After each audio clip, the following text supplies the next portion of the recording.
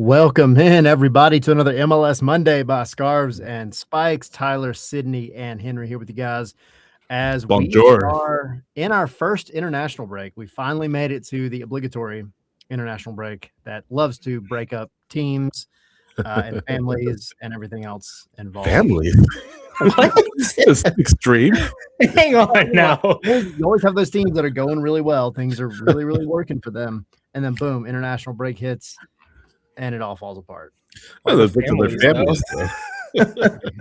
I was going for the flair for the dramatic. Very dramatic. I think he overshot the landing there, Tyler. It's all right. I'm crashing and burning. How are y'all? Bonjour. Bonjour. How are you guys? Bonjour. Ça va? Start. Nous parlons français? Nous parlons français. Today, I guess we're French. Feel French. All right. Well, I guess we're feeling extra CF Montreal-y tonight. Shout out to our anyone that's watching that's a CF Montreal fan. Yeah. Y'all are doing your best. Yeah. I was thinking about something else, but we'll get to it in a second. Oh, well, yeah, that too. But great teaser. Guys, Matchday 5 of MLS is in the books. Tons of action. Even more goals. I mean, we thought we got goals last weekend. There's even more goals this time. I thought the goals were even better. There's a Puskas contender in there. Marcel Hartel. I mean, geez, man. That's a beauty. Are you saying Puskas contender now? Wow. So it's a big. It's an early. Hey. I know it's early, but it's a candidate just because of how cool it was. And then also Christian Espinoza. Yeah. We'll talk a little bit more about him in Nashville later, but I'm still not sure if that was a cross or an actual shot, but it was a beautiful goal. It doesn't matter. it goes out as a goal on the score sheet. That's all that matters, to Tyler's point. Take us through really quick before we dive into some of the big news. Take us through the Puskas contender. Just lay it out for everybody. Yeah. I want to hear you read, like, if you were trying to sell this. What makes it such a banger? I watched it this morning, and I think mostly it's because of the distance and because of the difficulty and because of the audacity to try a shot from there. Because I don't think like that just doesn't happen in a game, and keepers get cut off their line all the time, and keepers come off their line. That's just the modern game. But very few people actually punish them for it, right? And go for that. Like they just say YOLO and let it rip. First of all, to have the courage to do that, because if it comes off, it's amazing. If it doesn't, you look kind of foolish. First of all, to take the shot. Second of all, to have the accuracy to not only take the shot, but to have it go exactly like the perfectly curve so that it goes over the goalkeeper and then nestles down into the goal. Like those shots are extremely difficult, and for that is a Puskas contender. Poor Matt Turner, by the way. I mean, he's kind of in the mix for number one shirt for the U.S. national team, and gets a goal like that. So, kind of has that to hang his hat on from that match against St. Louis. Just a rough go, I think. Yeah. I don't want to say a rough go for Matt, but like it just hasn't all clicked for him really since the end of the World Cup, the last World Cup. No. And it sucks. But the good thing is at least the U.S. men's national team, which we will talk a lot about over the next week and a half here on the channel, does have a pretty decent pool of goalkeepers to talk about. But that's a different topic for a different time. And all of them in MLS, I think. Yeah.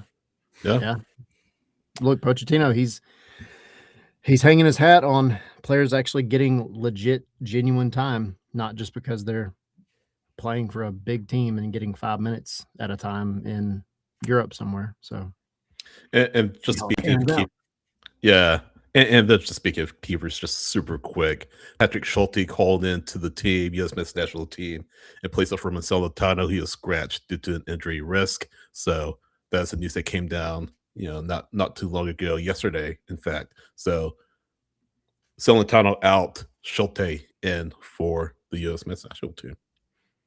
Not a bad swap. Schulte knows what he's doing. Yeah. So shall we get into the big news? Yeah, why it's actually funny you said this. You mentioned the French thing, everything else, it tied in. Mhm. I'm not becoming a barista. I tried beforehand making like a latte or a café con leche, but I was using French roast, and I have ended up with a coffee cup. I don't know. I'm trying to see if you can see it here. It's just full of bubbles. It looks like soap. It does look like soap. I mean, I was trying to avoid paying the $5.50 or whatever for the latte. But anyway, if you see me making faces over here sipping on my coffee, that's why. But it is French roast. Anyway, talk about the French people. Carry on. Talk about the French people. So, what does that mean? That sounds kind of offensive. I'm kidding. No, you were the one that said I'm kidding. I'm kidding. With bonjour. I'm kidding. So Sydney, you started with the French, and I didn't get it at first, but now I got it, and we're rolling with it. There is a French player that's on his way to MLS. He's moderately known around the world. His name is Antoine Griezmann. Heard of him? Yeah, might have won a World Cup a few years back. He's coming to MLS, guys, and he's coming to Orlando City, which I say that with a little bit of pain, not necessarily because I don't like Orlando. Like, well, we'll leave it there. Which hat are we gonna put on today? But because y'all know, because y'all have heard me speak about this, I wanted Antoine Griezmann to come to Atlanta so bad. But anyway, he's going to Orlando. It's a huge deal for the league, for Orlando, obviously, which is had just suffered a 5-0 defeat to Nashville. They needed some good news. Yeah, their fan base, like over the weekend, they were down in the dumps. I think this news brings their mood up a little bit. He's a phenomenal talent. Played in Spain's entire career between Real Sociedad, Barcelona, Atletico Madrid is where he's at right now. French national team legend, won the 2018 World Cup with them. And other than just the talent that he is, right? Yeah. Other than them being one of the best players in the world, he's a personality as well. It's hard to not like him because he's just, that guy is a good vibe. He's always happy and smiling, and he pulls out the Fortnite take the L celebration, which I bet a bunch of teams are going to get now. I just think he's an amazing character to add to just not just the raw talent that the league has, but just the array of personalities that there are now. He's perfect for Disney. Yeah, absolutely. Here's my question though, guys. Will he have the same impact as Son Heung-min, who we'll talk about a little bit later on? Thomas Müller, those other players in MLS who have had tremendous careers overseas, coming over not at the end of their careers to retire, which is what the trend kind of was, I guess, in MLS 2.0, but coming over, and Griezmann's not an young guy. He's not old either, but he's 35. But he's not at the end of his career. He still has maybe, 3-4 more years left. Don't know what the contract will be with Orlando, but what impact will he have? Where will Orlando be in the standings after the World Cup break, or when the World Cup break rolls around? Just tough times in Orlando right now. Here's the big question is, can he elevate this club to a point where they can contend for MLS Cup, they can contend for trophies? Because that's why they fired Oscar Pareja, right? Because he couldn't get the team to the trophies that they wanted in the Orlando City front office and ownership. And is Griezmann the player to get them there, get them to the point where they haven't been? They, of course, had the Open Cup, but is he a player who can really elevate this club? Not just a name that comes over to MLS, but a player that has had the same impact as Son Heung-min with LAFC, as Thomas Müller with Vancouver, as Timo Werner potentially with San Jose. Yeah. So that's how you have to take a look at the move, at least initially. I think he'll do well, but you have to take a look at it from that particular angle.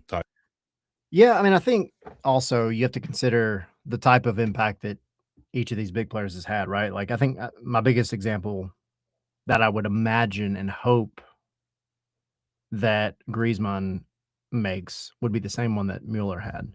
Mm-hmm.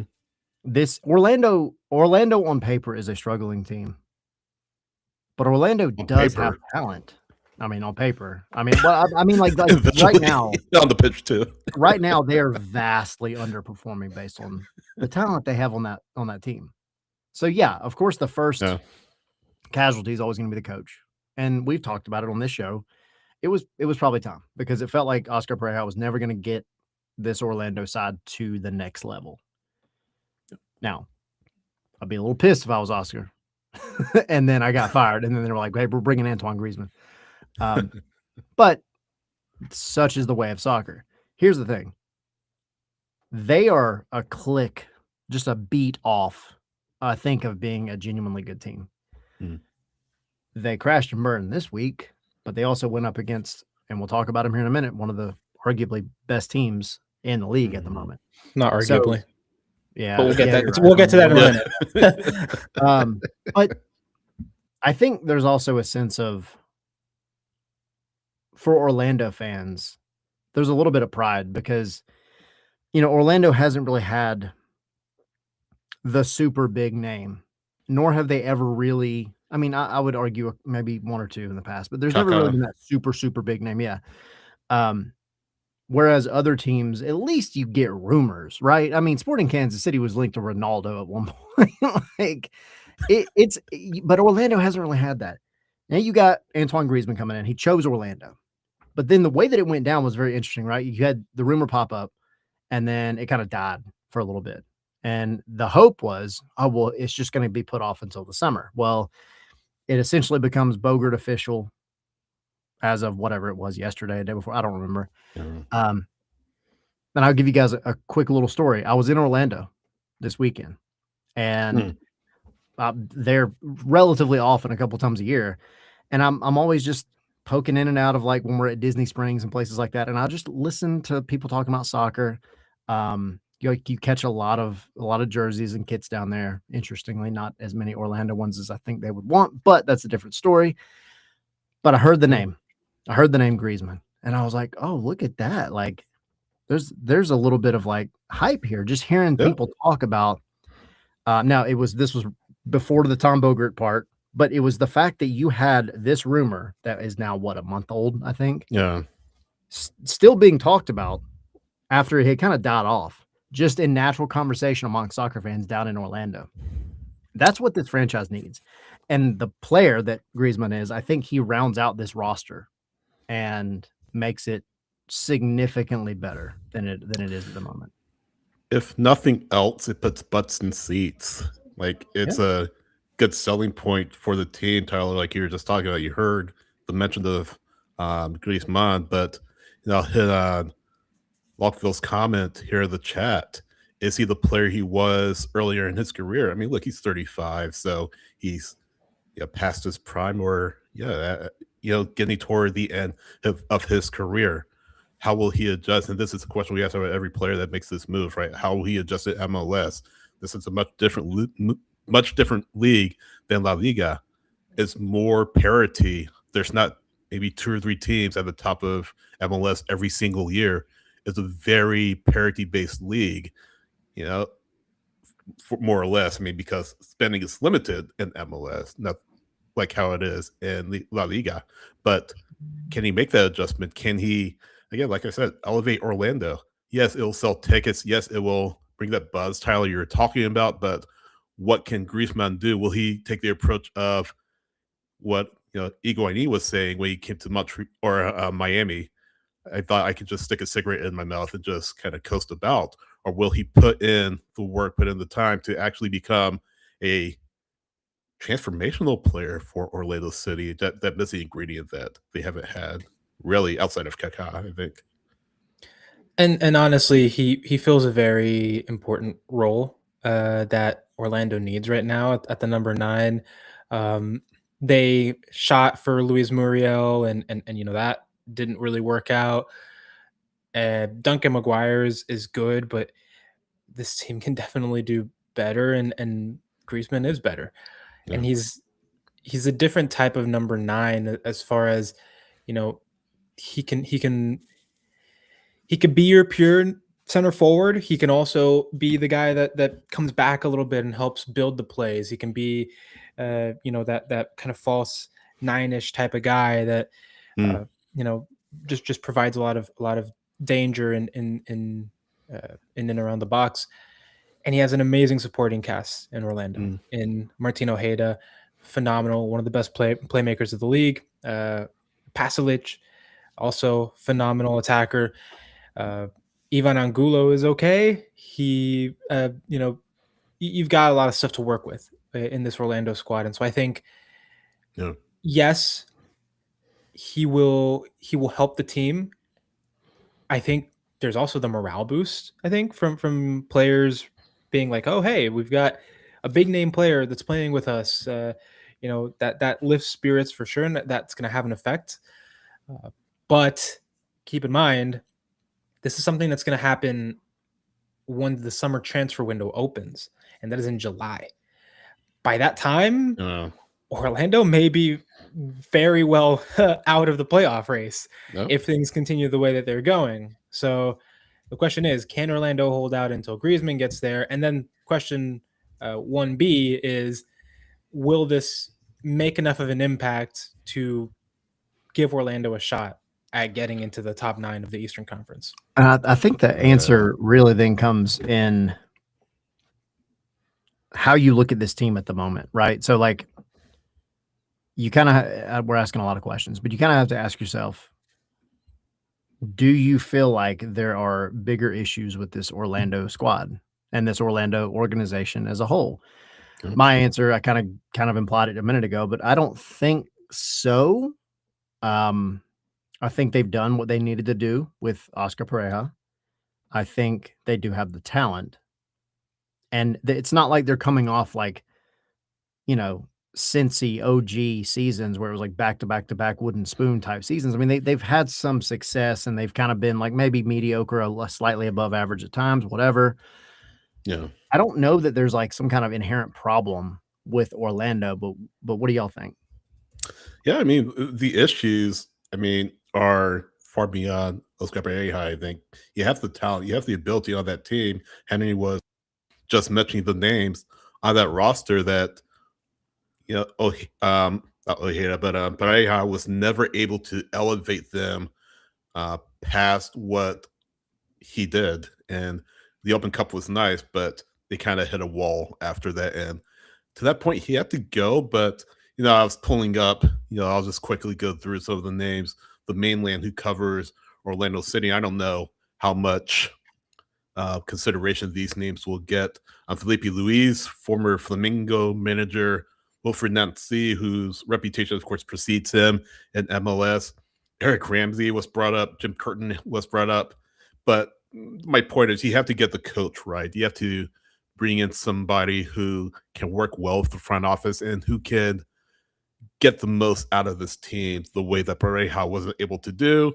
And you have to be able to manage the personalities in the locker room. Griezmann is a star. He's a global star. He's a global name. You need a manager who can get behind him and work with him, and who Griezmann will be willing to work with. So that's a big piece of the puzzle. And if you can find the coach who can do that, maybe Orlando City can go places. The top 9 teams make the playoffs. Tyler, you're kind of talking about it. Like, if you're not in the mix when the World Cup comes around, if Griezmann can ignite this team and just get them into the top 9, all bets are off, I feel like. But you have to get the coach right. You can't just have players without a coach. You have to identify who that coach is for this team, and I think that'll go a long way, in getting this team where they need to be. Henry, anything? No, I totally agree. The coach is very important, and you have to think that if you are an MLS team without a coach, Orlando, your primary target is probably Wilfred Nancy, because he knows the league, because he has succeeded at multiple clubs. It just feels like a perfect opportunity for for Orlando to go and get themselves a top quality coach who is proven to be able to get a team to the next level and elevate them to MLS Cup winning status. And so it's limited talent. Yeah, and exactly. That's the thing. Columbus and honestly, if you ask me, he's going to have, in my opinion, he's going to have even better talent to work with in Orlando 100%. than he had in Columbus or at Montreal, where, gosh, Montreal, he had them like third in the East, third or second. I don't know how he did that with that Montreal squad. It's incredible. And so they have to get him, man. It has to be. If they don't get Wilfried Nancy, then they better have their eyes on like, I don't know, but they better have some inside info that Pep Guardiola is leaving Man City or something. That's the thing, though. If you don't go for him, I don't know what you're thinking. You got to pick up the phone and make the phone call for sure, because he did something with Montreal that I felt like he should have gotten Coach of the Year for then. Forget Columbus. Like, everybody is locked in on Columbus because it's recent. He won the cup, et cetera, et cetera. But to your point, what he did with Montreal, dude, that was impressive. Straight up impressive. And it also will help when he goes to Orlando that he and Griezmann will speak the same language. So that's a great point. Yeah. I'll just add this real quick. I'm sorry, Tyler, just real quick. It's a shame we won't see Griezmann versus Messi in the regular season. Inter Miami hosts Orlando City at New Stadium in Miami on May 2nd. So we won't get to see Messi and Griezmann this year. Maybe next year if Messi does decide to run it back for one last year. Maybe in the playoffs. But yeah, we'll see. We'll see. But we won't at least get to see in the regular season before the World Cup. But yeah. All right, so we've solved all of Orlando's problems. Now let's move to their most recent problem, which was, in fact, Nashville. And they are going to be a problem for a lot of teams. Everybody. Yeah. I mean, they dunked on Orlando, and the attack is absolutely rolling. They've basically taken Hani Mukhtar during his MVP year. They added Sam Surridge in his Golden Boot potential year, and now they brought in, again, the joke is it writes itself, but the guy who some team forgot to click a button on, not allowed to become a free agent. And they've got one of the most potent attacks in MLS, while the defense is still doing what the defense has kind of been known for, not to the same degree. But Nashville's always been a defensive team, but now they've got an attack that's actually scoring goals. So 13 goals, tied for second in the league. Are they the best team? I know you mentioned it earlier, but are they the best team in MLS right now? Yes, 100%, zero doubt. They are the best team in MLS. They are the team to beat. They are currently, for me, the team that's going to get to MLS Cup from the Eastern Conference. And I feel good in saying that because they have demonstrated the ability to just break down teams and to play some amazing attacking soccer. You have Sam Surridge, who is at 7 goals, leading the Golden Boot charge, 7 goals in 5 games. This is all, by the way, without Hani Mukhtar really appearing on the score sheet, doing much of anything. And I know this because he's on my fantasy team and he hasn't done anything. Come on, Hani, help me out. Doing what Son's doing in LA, which we'll get to that in a little bit too. But I feel like he's still such a crucial piece. But yeah, Hani Mukhtar is still like he's doing the things that you want your creative player to do, which is kind of pulling the strings and kind of helping connect things. But add to that Christian Espinoza, who is already an elite chance creator, an elite attacker from San Jose, as you were mentioning, the team that forgot to trigger the option. And he showed that in this game. I think he had obviously his goal, which I talked about at the top of the show, but I think he also had an assist. He had he just helps create because he's a threat out wide, and he's so fast, and he's able to do so much for you out wide. And then on the other side, on the left, you have Warren Madrigal, who was signed from Costa Rican top flight Saprissa, and he has been phenomenal, man. I mean, he is 21, and he has come into this team and shown that he deserves a spot. He's got an amazing ability to read the game. He identifies spaces very, very well. He's got just great skill on the ball. And in this game, he showed his technical quality. He scored a really, really good first time goal. It was literally like a ball bouncing like at the top of the box, and he just latches onto it so cleanly, curls straight into the top corner. It was a phenomenal shot. But yeah, Warren Madrigal, I think he's at I think it's 2 goals. Do I remember 2 goals, 1 assist, 1 goal, 2 assists? I don't know. I don't remember off the top of my head. 2 and 2. 2 and 2. 2 and 2. He's doing very, very well. This Nashville side is absolutely stacked, and they are in CONCACAF Champions Cup, which they just knocked out Messi and Inter Miami, right? The oh my gosh, they had the best offseason. Oh, here comes the CONCACAF Champions Cup. Nope, they're out. I don't know who's the favorite in CCC right now, but you got to give Nashville a chance here. I think they can go on and win it. But yeah, Nashville for me, best team in MLS right now, hands down. 100%. I agree. I guess like my only kind of, if you're to take a cynical viewpoint of it, I mean, look at the teams they've don't played. piss off Young Turtle. No, listen. He's ready. This is a really good team. This is a really good team. Their off attack is clicking, like we mentioned. Brian Schwacke, if you guys were to mention that Brian Schwacke will have allowed just 2 goals in 5 matches, first off, you'd ask, who is Brian Schwacke? That's the first question. But he's on their supplemental roster, the heir apparent to Joe Willis. And Brian Schwacke, if you look at what – yeah. But if you look at Brian Schwacke, where he was before Nashville, he played for Castellón in Spain. I think they're what, 2nd or 3rd division? So good in the Division. But then Nashville SC signed him in January 2025, became kind of their cup goalkeeper in the early stages of US Open Cup, but now has taken the #1 shirt from Joe Willis. And it's just a tremendous story on a supplemental contract, I think I just said too. But he's playing well. You look at who they have coming up is Club America and Champions Cup. I mean, imagine them beating Club America. Imagine that. And this team has just done terrific. Yeah, this team has just done terrific work.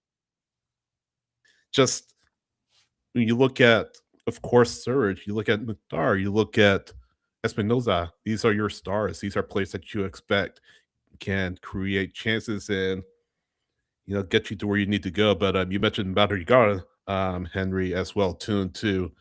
You go down the line. Patrick Yazbek has 2 assists. I think Nahar has 2 assists. You have players like those on the back of the maybe not your stars, but they are chipping in and providing contributions for the team when they need it. And yeah, Mukhtar only had 2 goals and assists thus far in 5 matches. Imagine when he gets hot, guys, and he flips the switch and starts playing again to his MVP level that we saw a few years ago. I don't think we've seen the best of Nashville for that reason, but I think, Henry, like you were saying, it's hard to pick right now a team that could come out of the East besides Nashville SC. Right now, at least. One of 3 teams in the league that is undefeated, and honestly, that doesn't look like it's changing anytime soon. We mentioned that in CCC, they're facing Club America. April 7th is the first leg at Geodis Park. April 14th is the return at Estadio Azteca. But in league play, what do they have next when we come back from the international break? A visit to the Chicago Fire, which haven't started as hot as I thought they would be. Go play. Then they visit, yeah, and they visit Charlotte FC, which also, I mean, their level has dropped from last season, even though they did get a huge win over the Red Bulls this weekend. I think that's on the docket to talk about as well. I was gonna say, don't tell the Red Bulls that. Then they come to Atlanta, and honestly, I don't trust Atlanta to do anything there. So then Charlotte visits them, then away to Philadelphia, home to DC, away to New England. I mean, they've got a very good road to kind of continue this perfect start to the season and just continue racking up points and getting up the Supporters Shield and building some distance between them and some of the other teams, because I think that it's going to be a case of Nashville and just everyone else, because I don't think that there's a team in MLS that will be able to sustain that rhythm. I think LAFC, for example, have gotten very lucky with some of the results and some of the wins, because them up top, they're not producing as much as we probably expected them to with the talent that they have available. And I think that that's going to catch up to them at some point. Nashville, I don't see them stopping unless there's just some catastrophic thing that happens. And you mentioned the schedule, Henry. May 17th against LAFC at Geodis Park. That could be an MLS Cup preview. And then May 23rd, final game before the World Cup break against NYCFC at Geodis Park. That could be an Eastern Conference final preview for the way this is going. So, yes, the schedule hasn't been as tough as it would be for other teams, I think. But, I mean, you play the teams you play. I mean, you can't change the teams you play. You got to get results against whoever is on your schedule. And Nashville SC has done that thus far. No losses through 5 matches. Impressive start. Yeah, how long can it continue, guys? It's a big question. Yeah, Nashville is a team that can completely smother other teams. I just think that's kind of their game plan this year. And I mean, Young Turtle saying something in the chat, like they do have, Nashville does have depth. Admittedly, that is they're getting what they need out of it, right? Like good MLS teams, you get something out of your young players or your supplemental players or whatever. Nashville's got the whole group bought in. BJ Callahan has them entirely bought in. And you've got, for example, in this match, I mean, you look at the way that it played out, the stats, everything, the eye test, very heavily in Nashville's favor, 60-40. As far as possession, I think 18 shots, 9 on goal for Nashville to 9 shots, but 1 on goal for Orlando. It was a rout. Orlando's 1 shot on goal came in the 14th minute when it was still 1-0, because this game went up 1-0 in the 5th minute, right? But like that's not something you can't dig out of. Orlando goes and Duncan McGuire tries to get his, and they can't get it. They don't take advantage, and then it's just a freaking waterfall from there. They just smother other teams. And they kind of did it also against Miami in the Champions Cup. Like they're playing away, and Miami gave them just a little bit of rope, and Nashville took it. And then they had the away goal. They did everything they needed to do and put it away. So like they know they have a winning mentality. They know how to win games, and they're going to do anything they possibly can to make it happen. It just so happens that their attack is absolutely clicking right now. They've got a goalkeeper who's not really letting anything in, and it's just the complete product at the moment. So yeah, I agree with everything we all said. I mean, you can't really pick another team. I still like New York City. They came up against a pissed off Messi this weekend. Didn't really help, but I still think Nashville's going to be the team to beat for sure. Quick tidbit about that second leg against Miami, guys. Inter Miami 6 shots on goal, and Schwacke making 5 saves. Just the goal allowed in the 7th minute to Messi, who's going to get his one way or another. But outside of that, 5 saves to keep Nashville off the scoreboard, or Miami off the scoreboard, and give Nashville the opportunity through Espinoza in the 74th minute to score what ultimately was the clinching goal to put them in the quarterfinal. So this team is a wagon. Who can stop them, guys? Who can stop them? It's probably going to be some random team, though. I mean, it's MLS. It'll probably be Montreal or something. Yeah. 3-0. I don't see it. But then again, and this isn't to like bring down the mood or anything, but we said the same about Vancouver last season, and they got to the CCC final, and that was kind of their bump in the road. I think now that Nashville is going to have this big test against a massive, one of the biggest teams, if not the biggest team on the continent, that's going to be a big test for them. And if they can get past that, I think it's a very clear road, a relatively clear road to the CCC final and the biggest moment in the club's history. Yeah, indeed. By far. Much bigger than the League's Cup loss to Miami. Yeah. Very good. Open Cup. If you win CCC, you forget all about that. Yeah. Oh, 100%. Yeah. All right, so Nashville's doing the job. Orlando's struggling. Let's jump to some other teams because they've definitely taken up the majority of our time so far. Let's jump to LAFC. 0-0 at Austin. And I'm not sure which one of y'all put this note in there, but a record 5 straight shutouts. And Yeah. That was me who put that in there, by the way. There you go. Well, I mean, it's a good point. Like, you have Son, you have Bouanga, you have these guys. What is happening? Because it's not that they're a bad team. We know this. I mean, we've sit here and said all season, the short season that we have so far, that they are favorites to make it to MLS Cup. But you do. I'm sorry, LAFC fans. I have Son on my fantasy team, and I captain him every week, and so that's why he's actually just not doing anything. No, dude, for real, I'm not sure what's going on. I might just be a little bit of LAFC operating a little differently under Dos Santos, yeah. Thanks. Santos. I don't know why I keep thinking CJ, but CJ's the goalkeeper for San Diego. Yeah, it's Mark Dos Santos. No relation. Exactly. I think they play a little bit differently, and it was a priority for them to kind of shore up defensively, and they've done a very good job. Brian Porteous has been a fantastic addition from last summer that is continuing his work. He's been phenomenal for them at the back.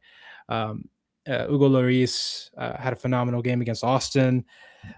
It was just a very good defensive performance, even though we're used to seeing this team do a lot more on the other end. And I think that's the shock for me, is that LAFC just isn't, they're not clicking in the attack as much as they had been before. And sometimes they're saved, like I said earlier, they're saved by like just individual moments of brilliance, right?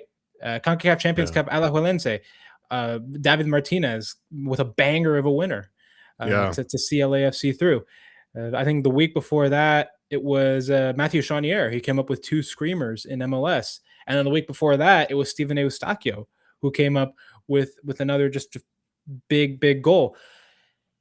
And it's like they're week by week, they're being saved by individual quality, like these things. It's like, it has to be infuriating for their opponents, because it's like, wow, you kept LAFC down for most of the game for like maybe 80 or 70 minutes. But these like one instances where just one of these guys gets the ball and says, screw it, I'm just going to win the game here.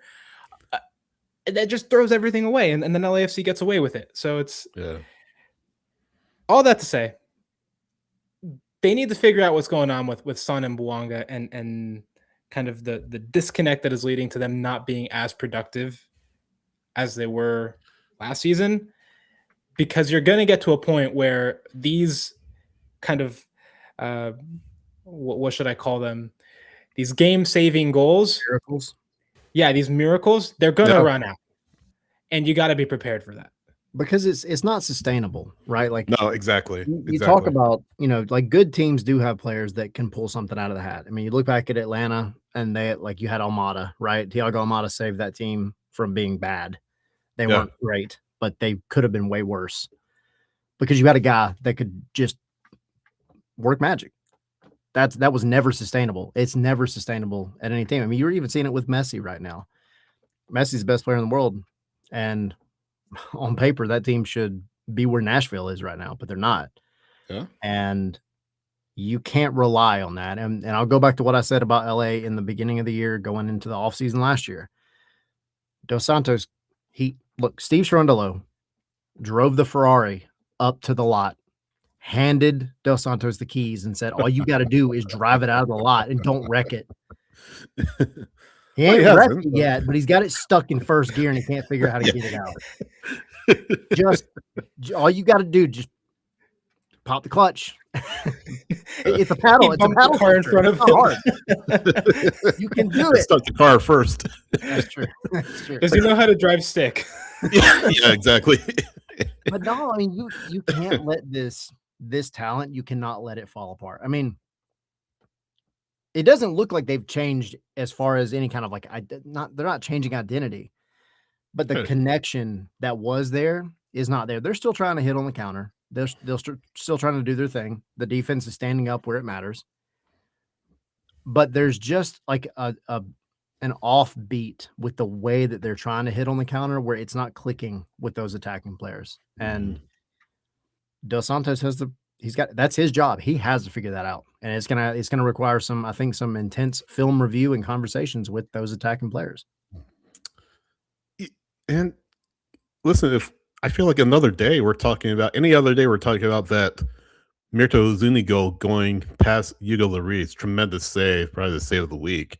Lloris made, but I feel like another day we're talking about LAFC losing their first match of the season, conceding their first goal of the season. So again, like you said, Tyler, it's not sustainable.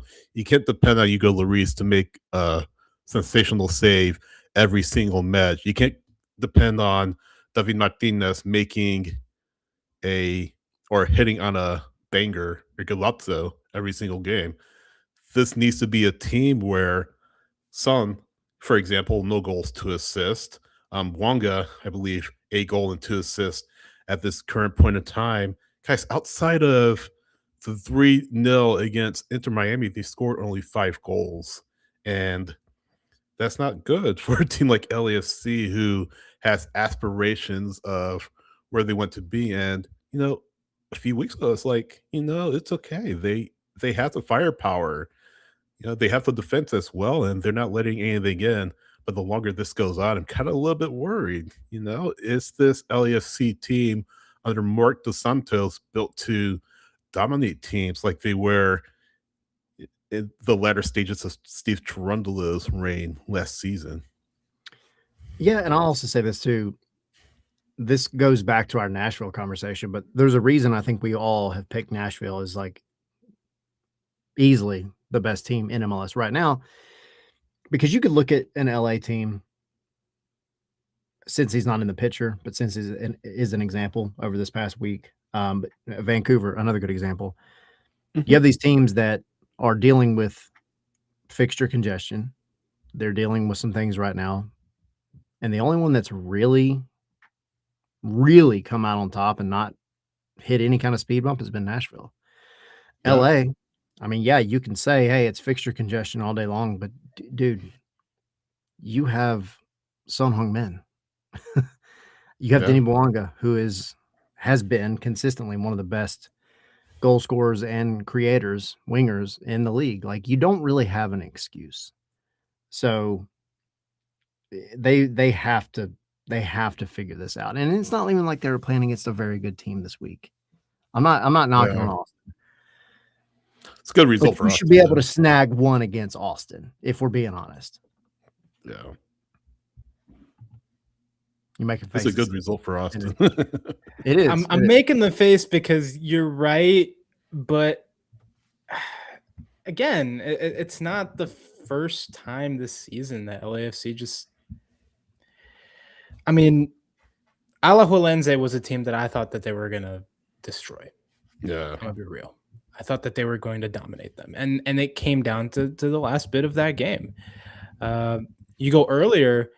They only get 1 goal against Dallas, and it's a very lucky goal as well. I mean, it's one of these miracles that we were talking about.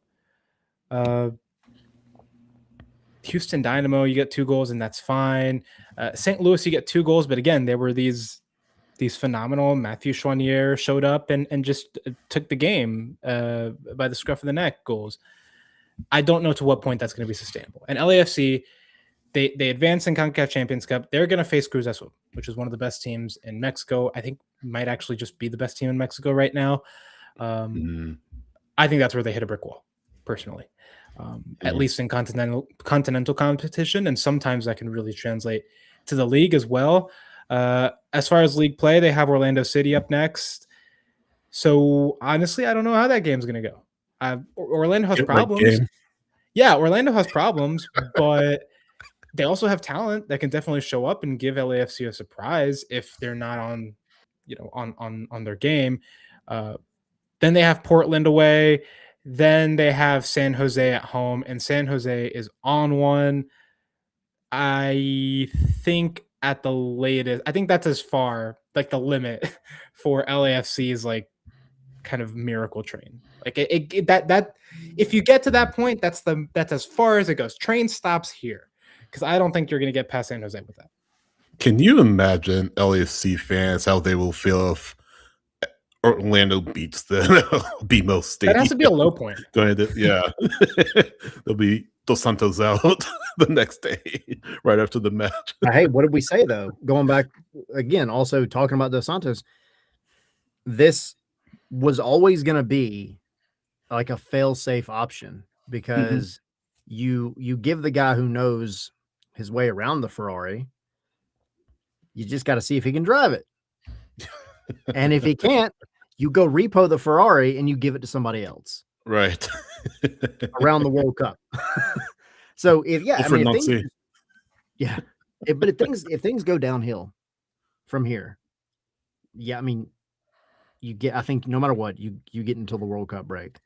But if things are looking rough, and I feel like maybe we're a little premature talking about this, maybe because LAFC is second in the Supporters Shield. Yeah, right. Yeah. Terrible side. It's on people's minds because they are underperforming in terms of where they're like what they're doing. I mean, they don't have an issue as far as like the standings, but anybody could look at that team and be like, dude, why are they not scoring more goals? This is kind of ridiculous. So, you can't waste your time, or let me rephrase that. You cannot waste the time that you have Son here. You have to pull a trophy at some point. Yeah. With a talent like that here. So yeah, I would say a sense of urgency for Dos Santos and the front office, but we'll see. One team that kind of is in the same conversation because we're talking about Champions Cup, who is not performing the way that they should, is Cincinnati. Cincinnati is up and down. This is the most bipolar team I think I've ever seen. It is so confusing to watch. They come out this week, they win 4-3. Miles Robinson gets a red card. And they squeak out the win because Kevin Dinky decides to score the game winner like well into stoppage time. But in Champions Cup, they got absolutely smashed. And then you look at the way that MLS has gone for them the entire season, it's just not been great. And so Cincy is the most box of chocolates team in Major League Soccer right now. You don't know what you're going to get, except for it's in MLS play. It's going to be probably a close game because the games where they have looked like, they might give it up. Except against New England. Yeah. They are able to make something out of it sometimes. So it's just, but I don't know. It's just I struggle watching them because I'm like, dude, every prediction that I have, analysis, not prediction, they go and do something completely opposite of what you expect. And so I don't know, man, Cincy's frustrating right now. Guys, they nearly almost got through on aggregate in that Champions Cup match at Tigres. It almost happened, and Liga MX would have went to chase the away goal yesterday if that happened. But it was 4-1 until Tigres scored, not a late winner, but a late goal to extend aggregate and take the lead on aggregate. But that's just still it's 5-1. It's embarrassing for Roman Celentano and the Cincinnati defense, which, guys, I mean, this was their calling card for so many years under Noonan.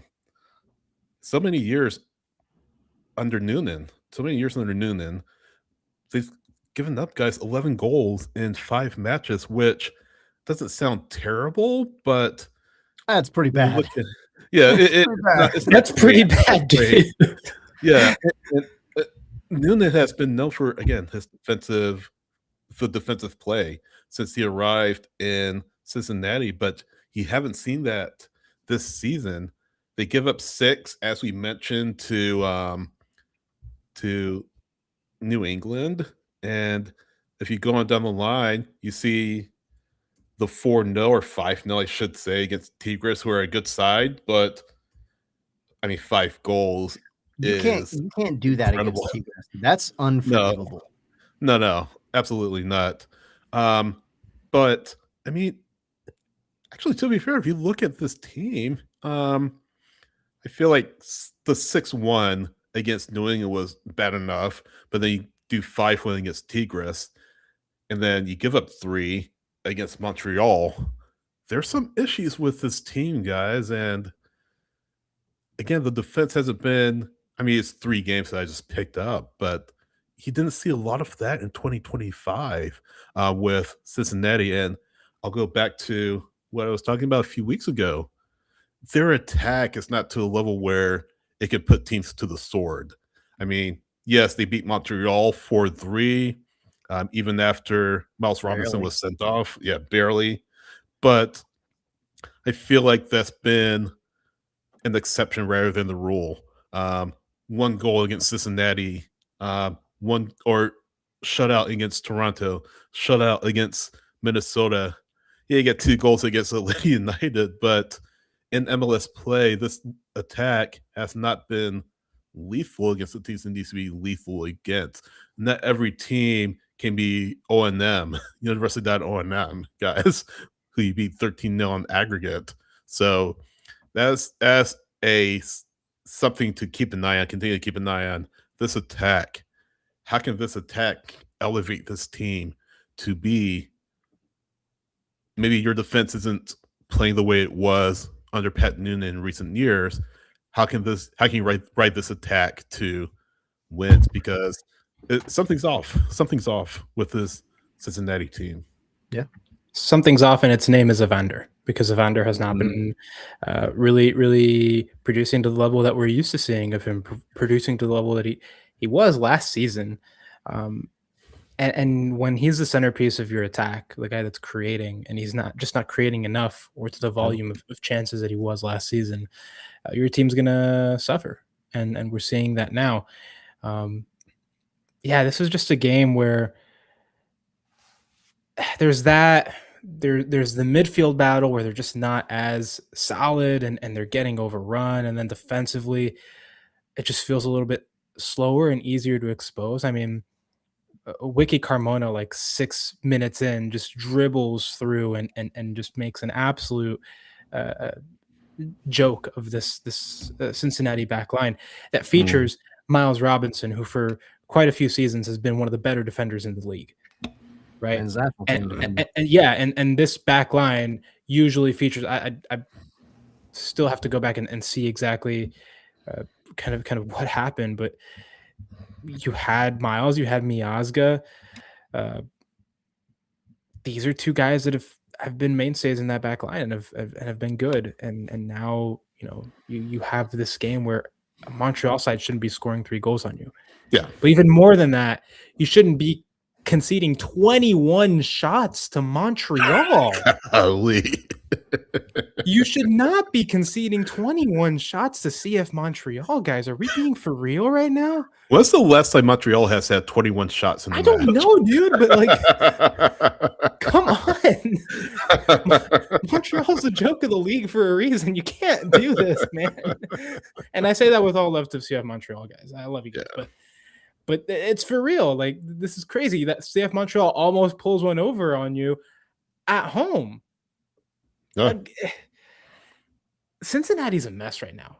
And I expected them to be among the top teams in the Eastern Conference like they were last season. But something's not clicking. Evander's just not clicking the way that he we thought he would. I'll give them some credit, though. Ender Echenique has been phenomenal. I continue to be very high on him. He had a goal and an assist in this game. Which obviously were very key for taking 3 points from a game that you probably didn't really deserve any points from. But I'm still high on him. Cincinnati has got some stuff that they've got to figure out, and I don't know if there's something behind the scenes that's going on, like why Evander's having kind of this dip, why the team in general just isn't working the way that churning the way that we are used to them doing so. Then again, you have to consider that a lot of what they did last season and the season before that was eke out these 1-goal wins. What did we just finish talking about with LAFC?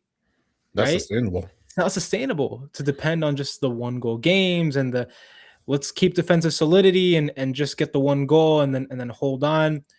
It didn't work for them before, and it kind of worked. It got you to the top positions in the East. It got you a supporter shield like 3 years ago, but it doesn't elevate you beyond that. And that's the thing that happens here.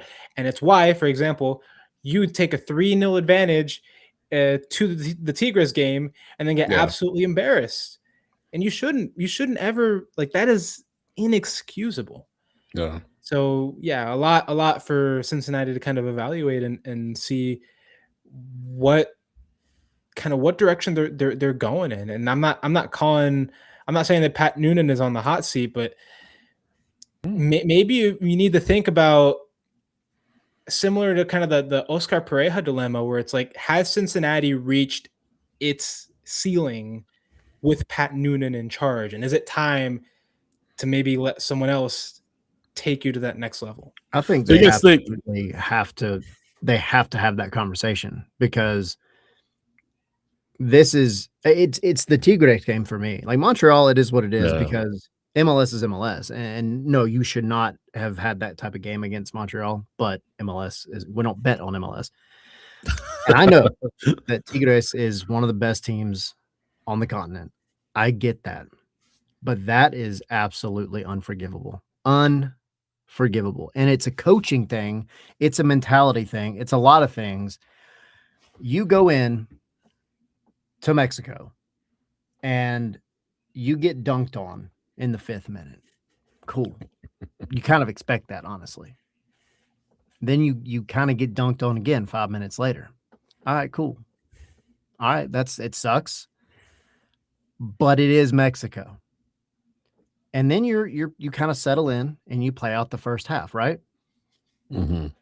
Then the moment you come out of the locker room, you get double dunked on again.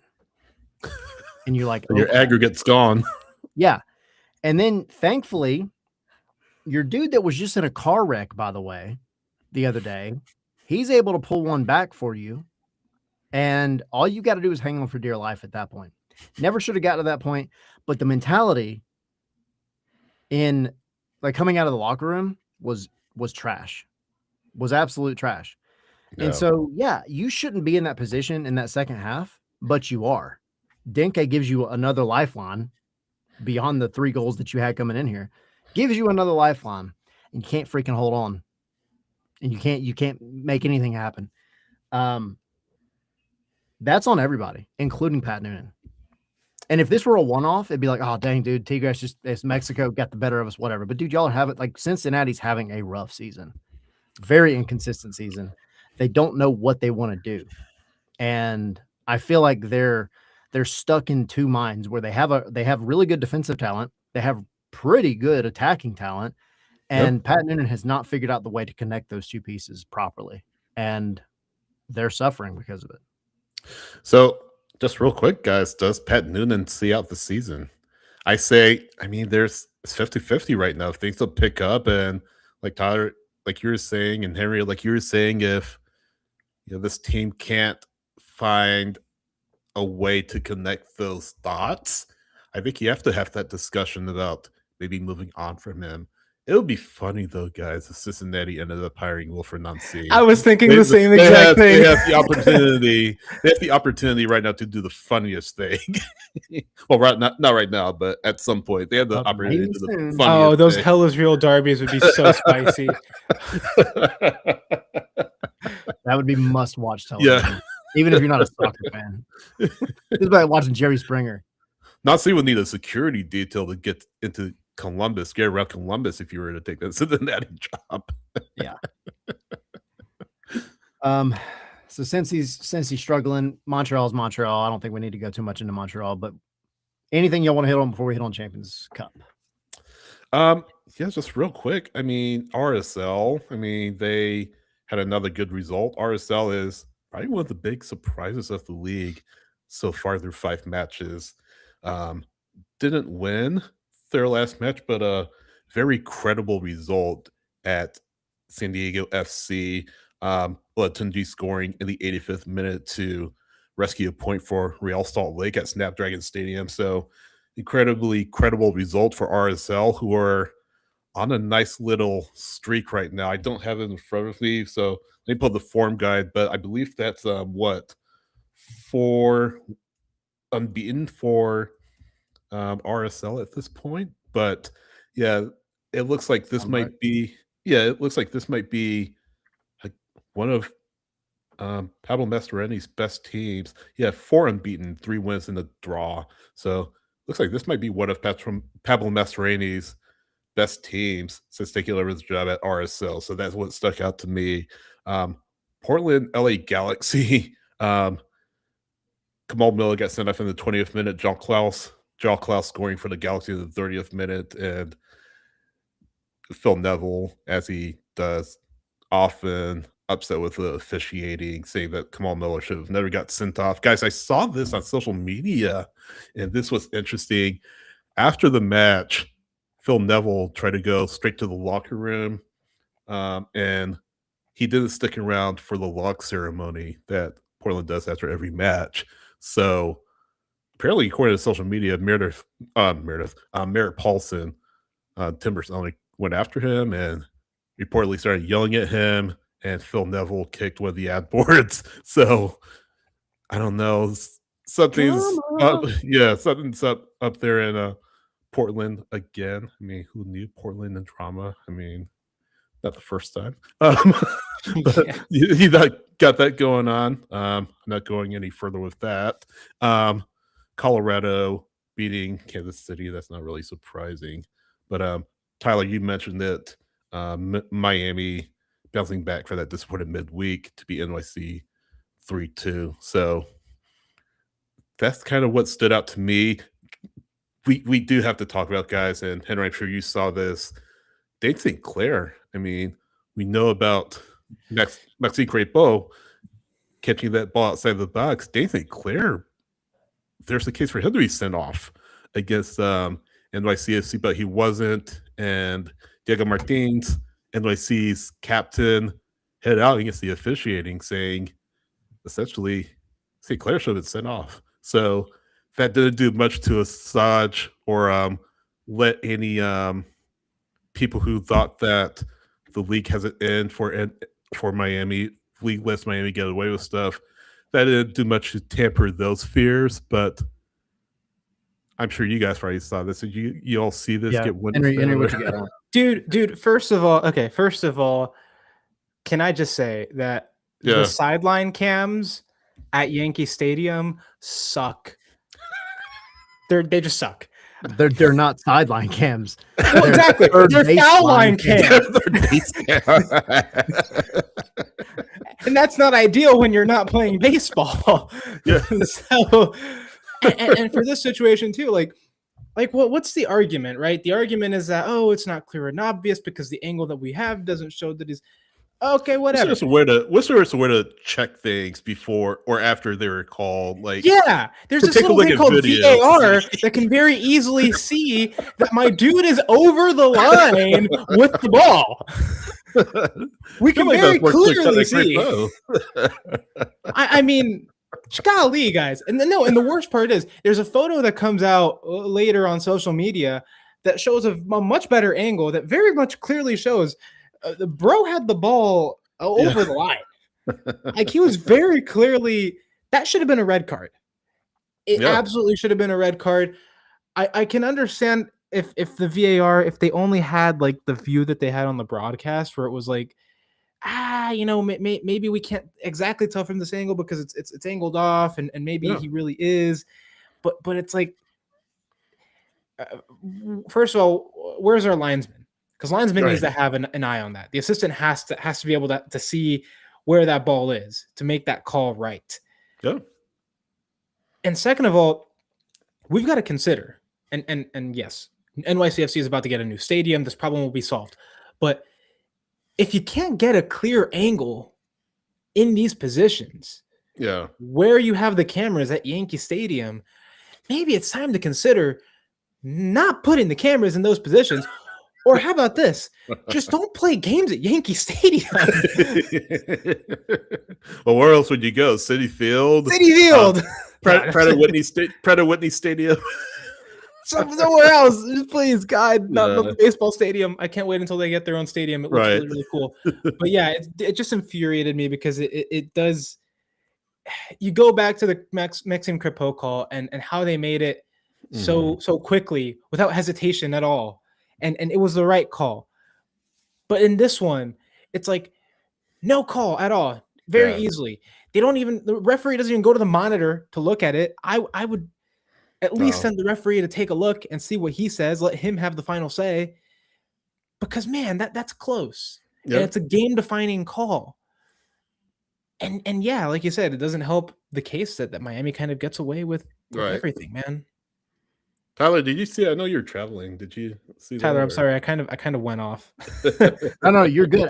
To y'all's point, I was trying to pull up the like a screenshot or like the video to at least show the screenshot of like where it was pretty freaking obvious. It's conveniently not in the recap. Yeah. Of course not. Why would it be?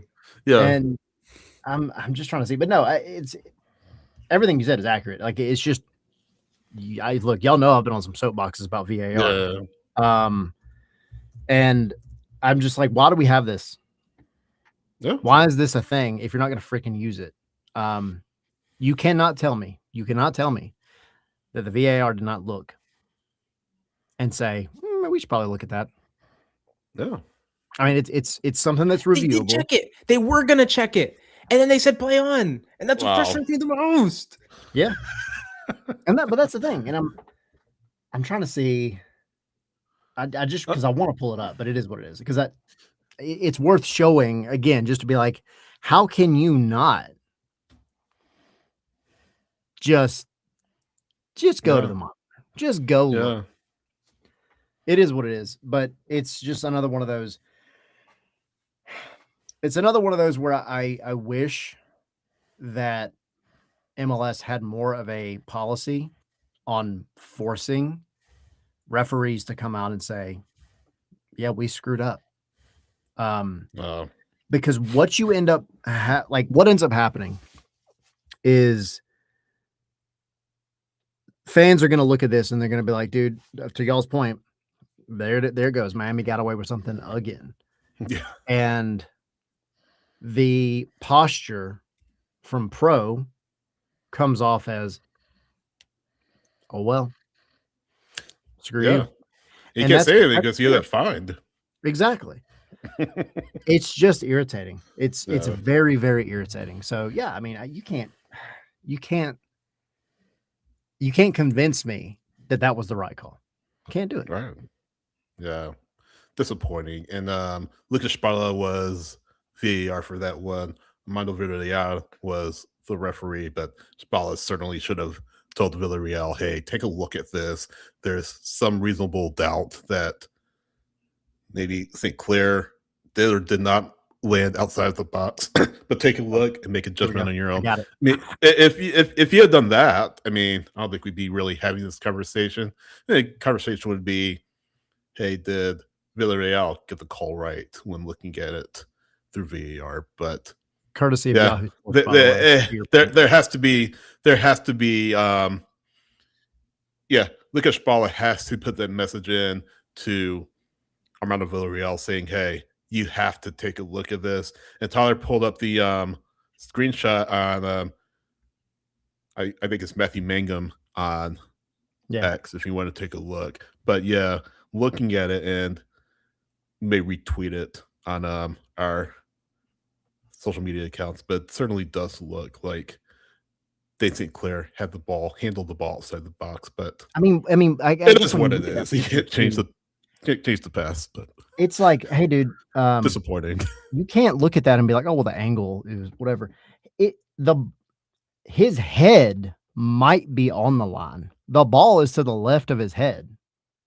It's on the outside of the line. It just, you can't tell me that's not.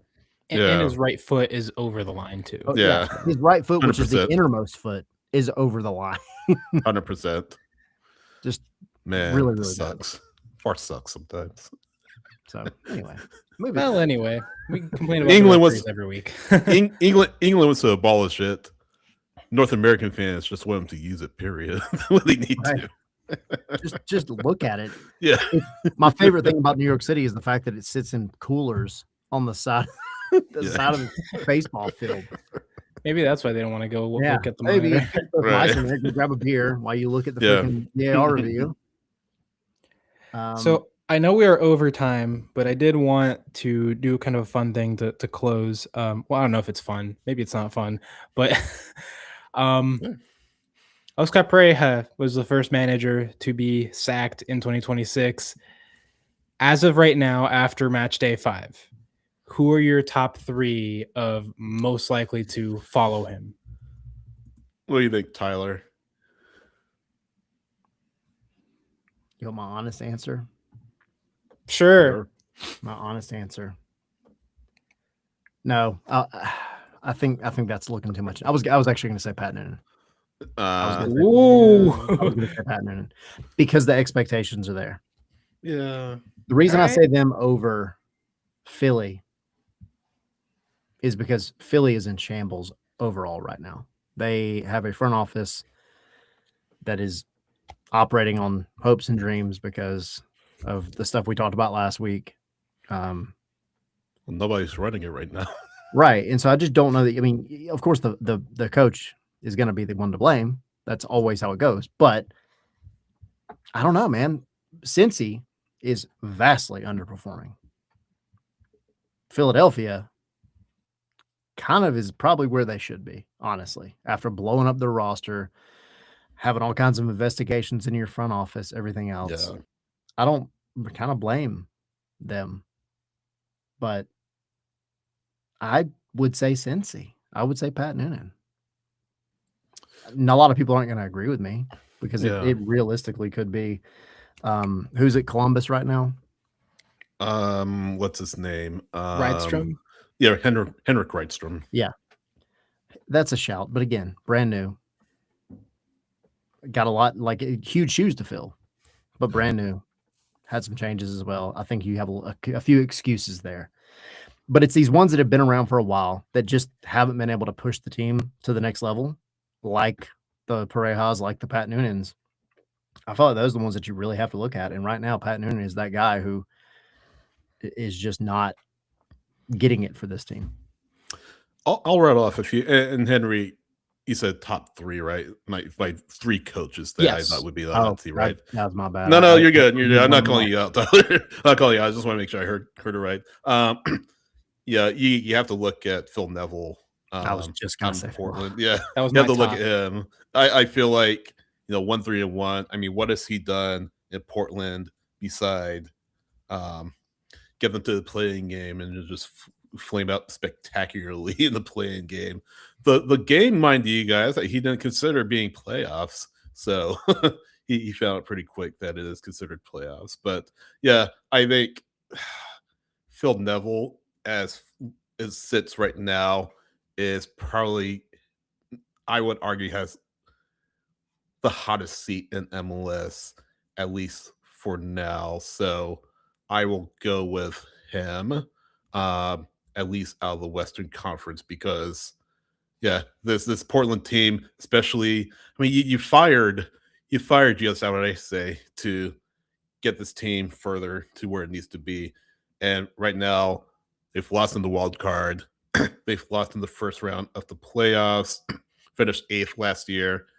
I don't see the progress in Portland that justifies keeping Phil Neville around much longer. So he is on the hot seat. I would say as well, taking a look in Austin Nicolas Davis, if Austin FC, decent result against LAFC, but Nicolas Davis, if you look at what he was running for Josh Wolf, and Josh Wolf pretty much hit his ceiling right after leading Austin FC to the Western Conference Finals. Outside of that, not much has happened. So I think that Nicolas Davis has to be in that conversation. And then I'll throw another name out there, guys, possibly that we haven't spoken about a whole lot yet this season. Maybe Greg Vanney. Greg Vanney. I mean, they gave him that contract extension. Yes, they did. He did win MLS Cup in 2024.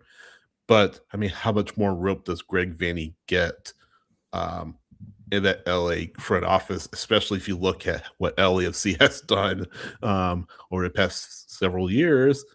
So outside of winning MLS Cup, I mean, LAFC has kind of been, to an extent, Big Brother in that derby, in the El Clasico derby or El Tráfico derby. So I would say maybe Greg Vanney. You can give a shout for him. I think that rope has to be longer than Ricky Puig's ACL. Yeah, that's true. He's been shafted. Losing such a player. Yeah, I would hope the front office agrees with you, Tyler. I really do. But I do think a 4-year contract extension was pretty weird, though. I'm not gonna lie. Yeah. So I'll say that, and I'll throw in Ben Olsen in Houston as well. A fourth. I know you said 3, but I'll throw in him as well. Get a freebie. What you got, Henry? What do you got? What are you thinking?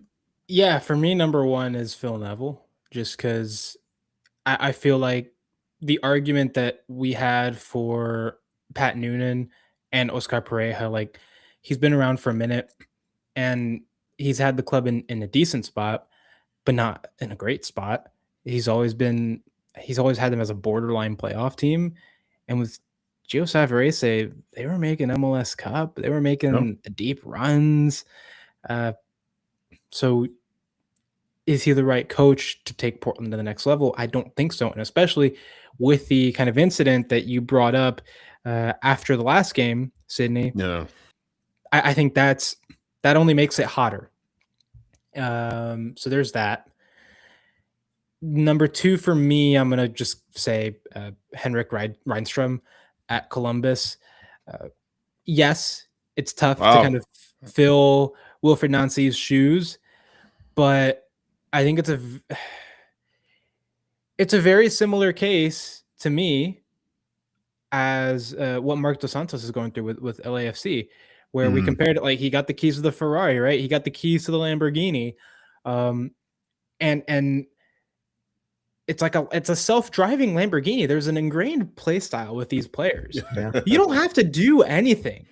And he's kind of deviating from that a bit. He's kind of trying to change the style a little bit, and he doesn't need to, because the style worked. And I think the philosophy that they wanted to keep it. And now that's not happening. They're playing different formations. They're playing some players out of their best positions. And so it's hindering them. They're playing Diego Rossi. I think they're playing him on the wing is what they've been doing. And it's like, that's not ideal for him, given where he was producing for you last season. So for me, him, because his experimentation, his tinkering just hasn't worked out. Columbus is, I think, second to last in the East right now. And I don't see that getting much better. Number 3 is one that we haven't talked about and that I think we should. Cam Knowles at Minnesota United. Minnesota United, a top team in the West last season under Eric Ramsey. Obviously, they've had some exits from their roster. Dane St. Clair went to Miami. There's a few other moves that they had that I'm not remembering off the top of my head, but some subtraction that happened over the offseason. You've added James Rodriguez, and he's barely played, but you've added James Rodriguez, and the team has gotten worse. You are where you are right now. You are 12th in the West with 1 win, 2 draws, 2 losses, 4 goals this season and 11 against. It's rough for Minnesota right now. Yeah, Ramsey's available. Well, again, maybe you should get back with your ex. It worked before. Why can't it work again? Solid relationship advice from Henry. The only one here that's not married. But no, for real, I think you really got to consider What is he giving you? Is he steering you in the right direction? Because for Minnesota, I don't think that's the case. I think they need a different spark, and I don't know if you get that with Cam Mills. Yeah. No, that's fair. All good shouts. Yeah. You've got a handful of teams that are vastly underperforming so far. We're 5 games into the season, but at this point you can start at least making the most minute of comparisons, and you start to see some trends. And look, it's MLS. There's still a long way to go, so a lot of things could change. But yeah, there's a handful out there that I at least think like the pilot light's on up under the seat, and it's starting to get a little so, yeah, for sure. Just he might have to crank up a little bit, right? More than a pilot light up there in Portland. That's the full burner, right? So yeah, Champions Cup ended this past week. We've kind of hit on it. We don't need to, I think, dive into it, especially we've gone a little longer than we typically do. The quarterfinals start April 7th, so we will definitely dive into Champions Cup a bit more as that gets closer. But it is now the international break, so y'all definitely stay tuned here. We will have a lot of U.S. men's national team content. The U.S. men's national team is training here in Atlanta, so a lot of content coming out. They play this weekend on Saturday against Belgium, and then Tuesday against Portugal, a Ronaldo-less Portugal, unfortunately. So stay tuned to Scarves and Spikes. Y'all like and subscribe if you haven't already. Also, go join the Patreon, patreon.com/Scarves and Spikes. All the tiers get you into our Discord. We have all kinds of fun stuff going on in there. We got all kinds of chats going on. And scarvesandspikes.com, you got Atlanta World Cup news, women's national team, all the stuff, because the headquarters is down here and will be opening in a little Very over soon. a month. So y'all definitely subscribe on the Patreon. Check out scarvesandspikes.com if you have not already, and follow us on all the socials. If you're watching live on YouTube, please like and subscribe. It helps us out a lot. If you're watching after the fact, like, subscribe, share our content, and please leave a comment. Let us know what you think of the conversation. Let us know what you feel. If you agree or disagree, please let us know. If you're listening to Apple Podcasts or Spotify, please subscribe there as well and leave a review and let us know what you think of the show, how we are doing. And like I say all the time, we read every single comment, good, bad, and ugly. We prefer good, but yeah, we read every comment. So yeah, just let us know how we're doing. We want to bring you the best show available, and yeah, just leave a comment. Again, let us know what you think of not just Scarves and Spikes, but MLS Monday and all of our programming. Tyler, where are you on social media? ATL Pilgrim. Henry, where are you on social media? At HA Higita on Twitter and Blue Sky, at HA_Higita on Instagram.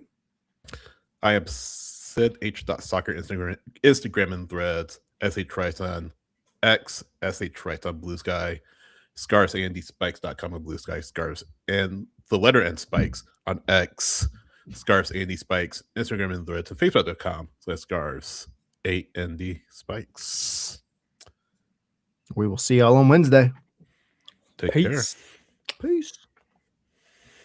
There it is.